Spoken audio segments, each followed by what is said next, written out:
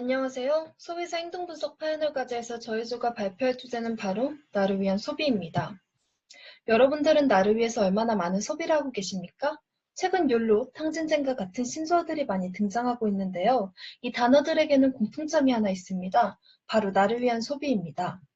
몇 년 전부터 유행을 끌었던 인형 뽑기, 드라마 도깨비에서 이 장면이 나온 이후 전국적으로 유행하게 되었습니다. 이 장면도 나를 위한 소비의 일종이라고 볼 수 있는데요. 지금 보고 계시는 것은 방탄소년단이 최근에 부른 고민보다 고라는 노래 가사의 일부분입니다.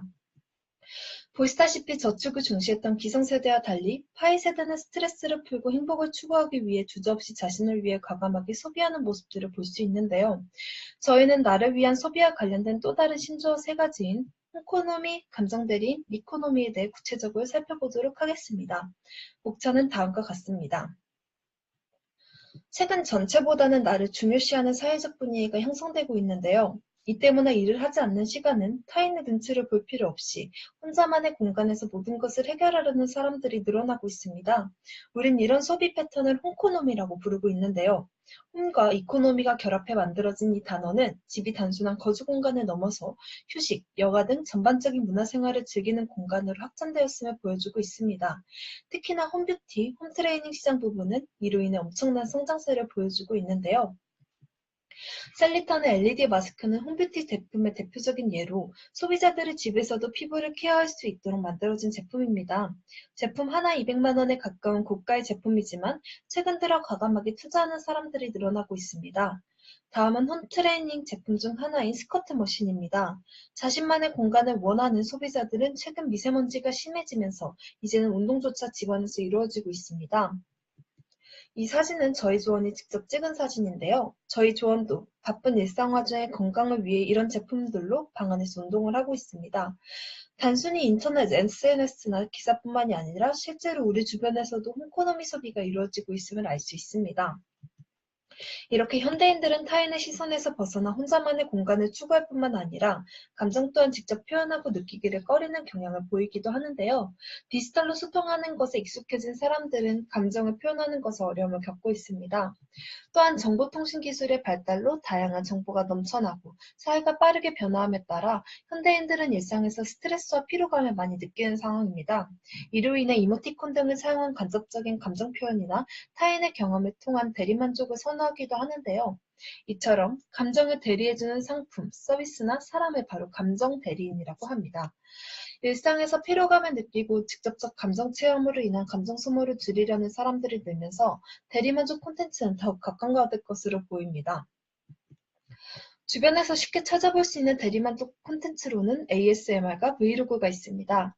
ASMR은 먹는 소리, 물건 만지는 소리, 자연 속 소리 등을 생생하게 전달함으로써 만족감을 선사하는 소리 마케팅의 신흥 강자라고 할 수 있습니다. 브이로그는 자신의 일상을 촬영한 영상인데요. 제시된 자료는 도쿄에 있는 디즈니랜드에 간 과정을 촬영한 영상으로 그곳에 갔다 오지 못한 사람들은 이 영상을 보면서 간접 경험을 통한 대리만족을 얻기도 합니다. 감정 대리인은 TV 프로그램에서도 찾을 수 있습니다. 대표적 예가 액자형 관찰 예능입니다. 최근 몇 년간 인기를 끌고 있는 나 혼자 산다, 전지적 참견 시점 등과 같은 예능은 패널들이 출연자의 일상을 보고 상황과 감정을 해석합니다. 이를 통해 시청자도 그 상황에 함께 몰입하여 다양한 감정적 경험을 하게 됩니다. 마지막으로 미코노미에 대해서 살펴보도록 하겠습니다. 미코노미는 모바일 등 뉴미디어 플랫폼 그리고 초고속 인터넷 등 네트워크 환경의 발달로 개인이 생산자와 소비자의 역할을 동시에 하는 프로슈머가 되면서 생겨난 경제 현상입니다. 미코노미는 내가 주체가 되는 다양한 경제활동을 뜻하는 합성어로 제레미 리프킨인 자신의 저서인 소유의 종말에서 처음 언급하였습니다. 최근에는 나를 위한 가치 있는 소비라는 의미로 확장되어 사용되고 있습니다.